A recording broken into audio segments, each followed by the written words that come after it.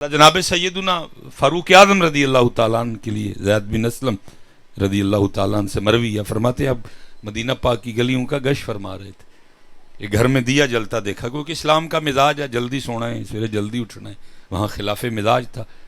اب دیکھنے کے لیے گئے کہ اتنی رات کو دیا کیوں جل رہا ہے، لیکن جب قریب پہنچے تو وہاں منظر کیا تھا، ایک اماں اپنے گھر میں چرخہ چلا رہی تھی، ساتھ نبی کریم علیہ السلام کی نعت پاک پڑھ رہی تھی۔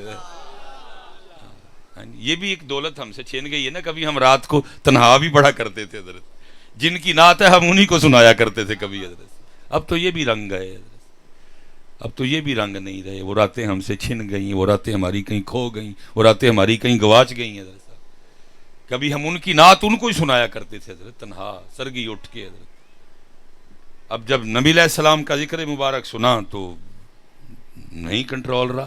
اللہ بے تحاشا محتاط، اللہ اس سے پہلے بھی ایک بار کچھ ہوا تھا حضرت، جب حضرت فاروق اعظم رضی اللہ تعالیٰ نے اسی طرح گشت فرما رہے تھے، گھر کے پاس سے گزرے، اندر سے آواز آئی، ماں تھی کو کہہ رہی تھی کچھ بکریاں سون والیاں نے دودھ کٹ گیا دے تو انج کر دودھ وچ پانی پا کے دودھ انہیں ہی کر لے، تاکہ انہیں ہی دودھ بازار جائے تو انہیں ہی پیسے آن۔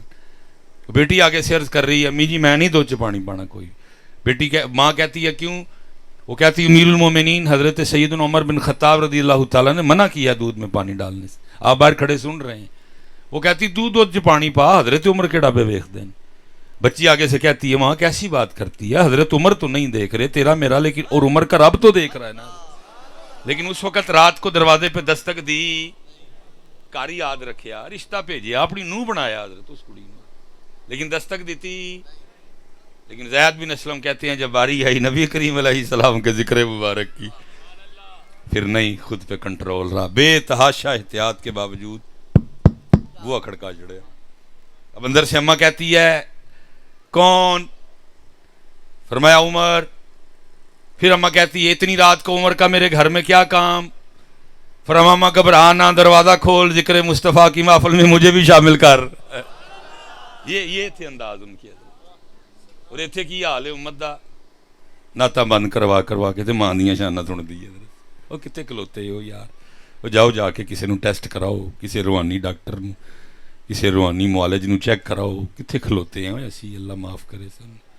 امت نے پتہ نہیں کیا ہو کیا گیا۔ اماں جی نے دروازہ کھول دیا، بہ گئے کاندنا ٹول آ کے۔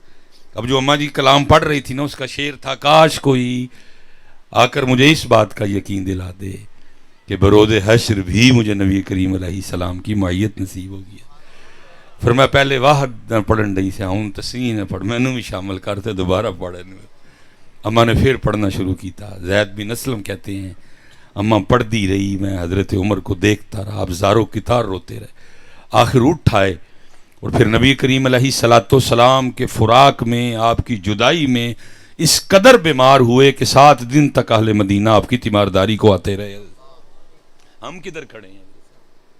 ہم کدھر کھڑے ہیں حضرت؟ لاؤ کدی تول حضرت، اور تولو رکھو ایک پلڑے چا سارا کچھ، آباؤکم وابناؤکم واخوانکم وازواجکم وعشیرتکم واموال اقترفتموها وتجارت تخشون کسادها ومساکن ترضون، رکھو سارا ایک پلڑے چا حضرت، اور پھر رکھو دوسرے پاس احب الیکم من اللہ ورسولہ وجہاد فی سبیلہ، رکھو اور تولو حضرت، آپ دودھ دا دودھ تے پانی دا پانی ہو جائے گا۔